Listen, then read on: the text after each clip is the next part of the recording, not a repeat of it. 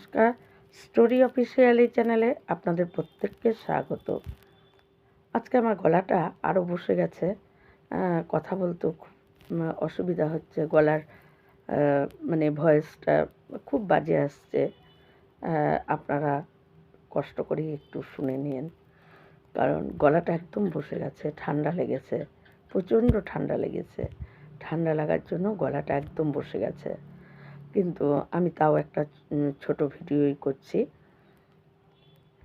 এই যে বদ্রীনাথ ধামে ভগবান বিষ্ণুর যে মন্দির, ভগবান বিষ্ণু যে বিরাজমান, আগে কিন্তু এখানে ভগবান বিষ্ণুর ছিল না, সেখানে ছিল শিব। সেই মন্দিরেই, ওই বদ্রীনাথ ধামের যেই মন্দিরে এখন ভগবান বিষ্ণু বিরাজমান, সেই মন্দিরে ছিল ভগবান শিব। শিবের মন্দির ছিল ওটা। কিন্তু কি করে বিষ্ণু মন্দির হলো, আর কেনই বা হলো, আজকে আমি সেই কাহিনীটি বলছি। আসলে বদ্রীনাথ ধামে, ওখানে যেখানে নাকি এখন বদ্রীনাথ ধামে ভগবান বিষ্ণুর বিরাজমান, সেখানে ছিল শিব পার্বতী থাকতো। ওটা ছিল শিবের জায়গা। একদিন ভগবান বিষ্ণু এসে শিবের কাছে বলে যে আমাকে একটু জায়গা দাও। শিব তখন বিষ্ণুকে বলে যে কেন, আপনার কেন জায়গার প্রয়োজন? তখন বিষ্ণু বলে যে আমি তপস্যা করব। ভগবান শিব এই তপস্যার কথা শুনে তিনি অবাক হয়ে যান, যে আপনি কার তপস্যা করবেন, আর আপনার তপস্যা করার প্রয়োজন কি, আর কেনই বা আপনার জায়গার দরকার না? ভগবান বিষ্ণু তখন বলে যে আমি জায়গা চাচ্ছি, আমি তপস্যা করব বলেই, তাই তুমি আমাকে একটু জায়গা দাও। কিন্তু শিব বলে যে প্রভু, আপনি যদি তপস্যা করেন, তপস্যা কথার অর্থ হলো শারীরিক কষ্ট। তপ কথার অর্থ শারীরিক যে কোনো কষ্ট দিয়ে ভগবানের তপস্যা করতে হয়। তাই শিব তখন বলে যে প্রভু, আপনি যখন তপস্যা করবেন, আপনি যে তপস্যা করার জন্য যে আপনার শরীরের যে কষ্ট, সেই কষ্ট আমি সহ্যই করতে পারবো না, আমি দেখতে পারবো না। তাই আপনার কোনো তপস্যা করতে হবে না, আর আপনি কার তপস্যা করবেন?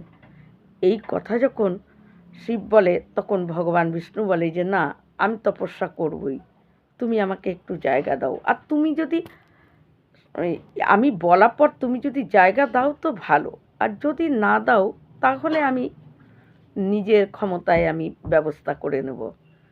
তখন শিব বলে যে আমি আপনার ওই তপস্যা করবেন আর আমি দেখব, এইটা আমি সহ্যও করতে পারবো না, তাই আপনার কে আমি জায়গাও দেব না। ভগবান বিষ্ণুকে জায়গা দেয়নি। ভগবান বিষ্ণু আসলে তিনি তপস্যা করবেন এই কারণে, সত্য ত্রেতা দাপর প্রত্যেকটা যুগে যখন ফল দিয়েছে ভগবানরা, তার জন্য তাকে তপস্যা করতে হয়েছে। বিনা তপস্যায় কাউকে কোনো ফল দেয়নি। তপস্যা সেই সময় মানে রাবণ, হিরণ্যকশ্যপুর, নানা রকম দৈত্য, নানা রাক্ষস, প্রত্যেকেই কিন্তু কঠোর থেকে কঠোর তপস্যা করত। আর সেই তপস্যায় যখন কোনো দেবতাকে সন্তুষ্ট করত, তখন সেই দেবতা এসে তাদের ইচ্ছা মতো বা তাদের চাহিদা মতো ফল তাদেরকে দিত।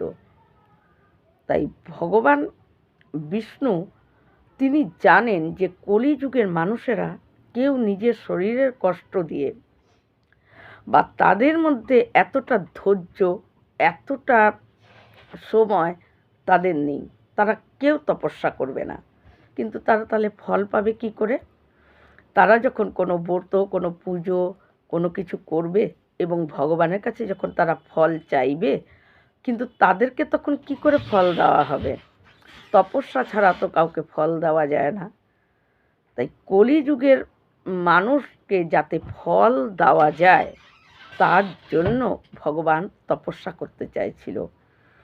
কিন্তু শিব যখন জায়গা দেয়নি, ভগবান তখন কী করে, ওই বদ্রীনাথের পাশেই একটা তপ কুণ্ড আছে, সেই কুণ্ডতে যখন পার্বতী আর শিব স্নানের জন্য যায়, তখন বিষ্ণু একটা ছোট্ট শিশু সেজে ওই কুণ্ডের পাশে সে কাঁদতে থাকে। জোরে জোরে যখন কাঁদে, আর মা পার্বতী যখন দেখে যে একটা ছোট্ট শিশু কাঁদছে, সেটা দেখে মা পার্বতীর তার মায়া মমতা হয়। সে তখন বলে যে এই শিশুকে নিশ্চয়ই, আসলে বদ্রীনাথ ধামে 6 মাস মানা হয় যে 6 মাস দেবতারা পুজো করে, আর 6 মাস মানুষদের জন্য খোলা থাকে। আর 6 মাসের জন্য যে বন্ধ হয়ে যায়, তখন ওই 6 মাস ওই বদ্রীনাথে দেবতারা ভগবানের পুজো করে।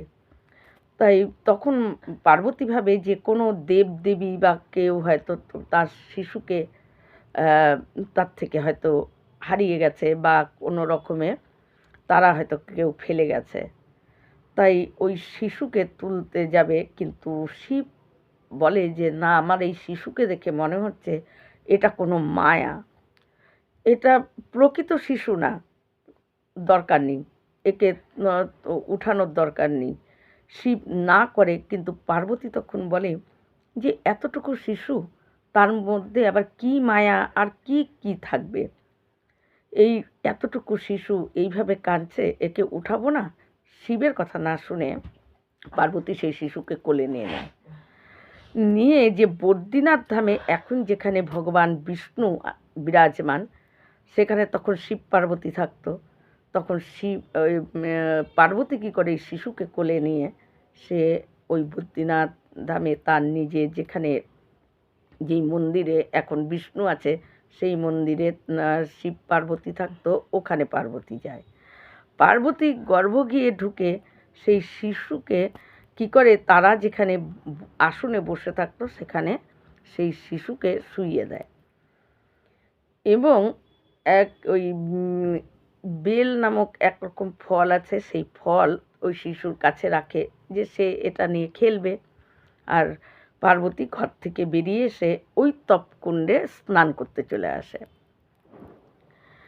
কিন্তু যখন স্নান করে শিব পার্বতী ভেতরে যায়, তখন তারা ঢুকতে নেবে যে গর্ভ গিয়ে, তখন দেখে তাদের মুখের সামনে দরজা শক্ত হয়ে বন্ধ হয়ে যায়, সেই দরজা আর কিছুতেই খুলে না। কিন্তু তখন ভগবান শিব পার্বতীকে বলে যে তোমাকে আমি আগেই বলেছি যে এটা কোনো মায়া, এটা প্রকৃত শিশু না। তা দেখলে তো দরজা বন্ধ হয়ে গেল, আর কিছুতেই খুলছে না। কিন্তু ভগবান শিব তার জ্যোতি, তার সেই শক্তির দ্বারায় সেই দরজা খুলে ফেলে। সেই দরজা খুলে দেখে ভগবান বিষ্ণু, তিনি তপ মুদ্রায় বিরাজমান। তখন শিব বলে যে প্রভু, আপনাকে আমি এতবার করে না করলাম, আর এতবার করে আমি বললাম যে আপনার কেন তপস্যা করার দরকার, আপনি কেন এত কষ্ট করে তপস্যা করতে যাবেন। আপনাকে আমি অনেকবার না করলাম, কারণ আমি দেখতেই পারবো না যে আপনার এত কষ্ট, আমি এটা সহ্য করতে পারবো না, তাই তো আমি আপনাকে বারবার না করলাম। কিন্তু আপনি কেন এটা, এই তপস্যা মুদ্রায় আপনি কেন দাঁড়িয়ে আছেন। তখন বিষ্ণু শিবকে বলে যে দেখো, এই সত্যযুগ, ত্রেতা যুগ, দাপর যুগ, এই যুগের মানুষেরা তপ করত, তারপরে তারা ফল পেত। কিন্তু এই কলিযুগের মানুষেরা, তারা তো তপ করে না, তাই তারা কি করে ফল পাবে। তাদের তো ফল দিতে হবে, কিন্তু তারা বিনা তপ করে ফল পেয়ে যাচ্ছি যে আমরা, সেটা কেন। এই বিনা তপ করে 3 যুগে কিন্তু কেউ ফল পায়নি, কিন্তু একমাত্র কলিযুগের মানুষেরা নিজের শরীরের কষ্ট না দিয়ে, না তপ করে, বছরের পর বছর কঠোরতম তপ করে ওই প্রত্যেকে তারপর ফল পেত। আর কলিযুগের মানুষেরা তারা বিনা কষ্টে বিনা তপ করে তারা ফল পেয়ে যায়। তাই তখন ভগবান বিষ্ণু বলে, এই কলিযুগের মানুষেরা তারা তো তপ করবে না, তাই তাদেরকে তো ফল দিতে হবে। তাই তাদের হয়ে আমি এই বদ্রীনাথ ধামে তপ করতে এসেছি। আর আমি এই তপ করব যাতে তাদের এই ফল তারা পায়। তারা যখন ব্রত পুজো যে কোনো করবে বা তাদের যখন কোনো ফলের প্রয়োজন হবে, তখন তাদেরকে তো সেই ফলটা দিতে হবে, কিন্তু তখন তো তাদের তো তপ করা নেই।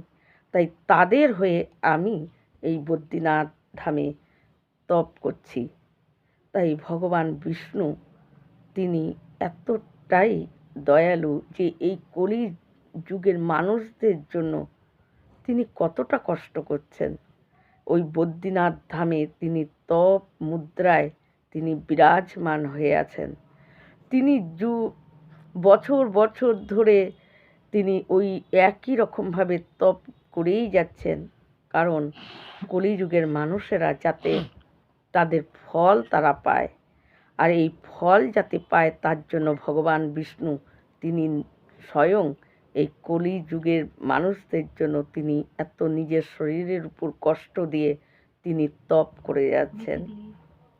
এবং ভগবান শিব তখন বুঝতে পারে, এবং সেই শিব যেখানে যেই মন্দিরে যে শিব পার্বতীর মন্দির ছিল, সেটা এখন বদ্রীনাথ ধামে ভগবান বিষ্ণুর মন্দির। আর এটা 6 মাস বন্ধ থাকে।